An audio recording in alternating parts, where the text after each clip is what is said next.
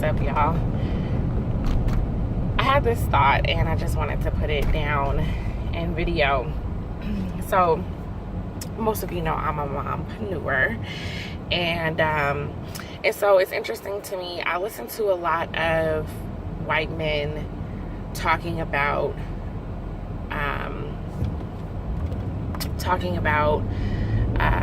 you know, how they build their success, right? And first of all, there's so much validity in what they're saying. Everything they're saying is true, right? You have to work super hard. You have to, you know, you have to stay focused. You have to be disciplined. You have to build these habits. You know, you really have to stay so laser focused on your task that you begin to recognize what doesn't really serve you, what doesn't really help you reach your goal or your purpose, and like begin to bypass all of that. So don't get me wrong, all of that is true. Now, here's the caveat. If you're like me and you're out here hustling, doing it on your own, I think what's often missed in a lot of that talk that they're saying, and I'll just tell you some of the men that I listen to. You know, I listen to Tony Robbins. I hear Les Brown. I hear Tom Bilyeu. You know, I listen to Evan Carmichael and Gary Vee, right? So one of the things that I think is missing out of a lot of their rhetoric is the fact that they have help. And it may come up here and there, right? Like they may talk about their wife every now and again, or if they were talking about a time before they were married or whatever the case is, you know, they're often single without children. I mean, these are kind of the realities of where they're coming from. So it's a different paradigm. And I just want to take a moment to encourage you that if you're not in that position, that's okay. You can begin to scale things and do them as you can. So I'll give you my personal example of where I am. And I'll say, for instance, part of my morning routine really had to evolve because I had two small children back to back. So in my morning routine, there would be times that I would get up and like in the middle of my quiet time in my meditation, my infant would start crying.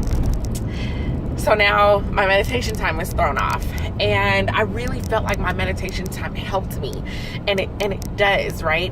But my life isn't in that place where I can command complete 10, 20, 30 minutes of quiet time necessarily. And some mornings it would work and my son would stay asleep, and then other mornings it wouldn't, and he'd wake up and he'd want to nurse, and I would have to take that time to put him back to sleep, and then I'd have to get myself back focused and back into the game.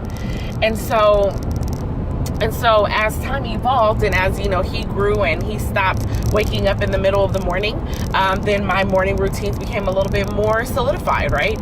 And then and so now I'm in a place where I do a lot of my working out in the evening. My ideal situation would be to do my workouts in the morning.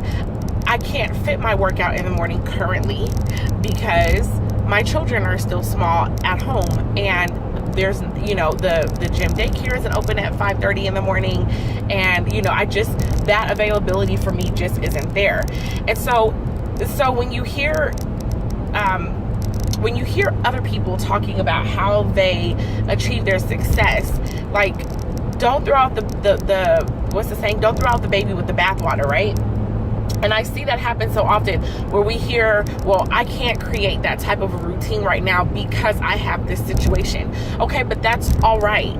So create what you can where you're at, know where your goals are, and as your situation begins to change, then you can begin to create or shift the habits that you need to shift, right? So, I anticipate, and this is a long time out, but it is what it is, because in the big scheme of life, it's not really that long.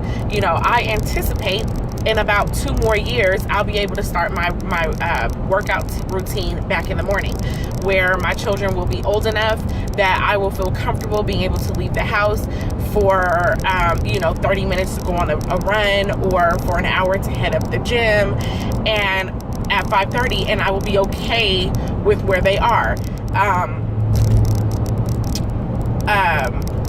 So I guess what I am saying is, don't throw out the baby with the bathwater. Take what you can and implement what you can.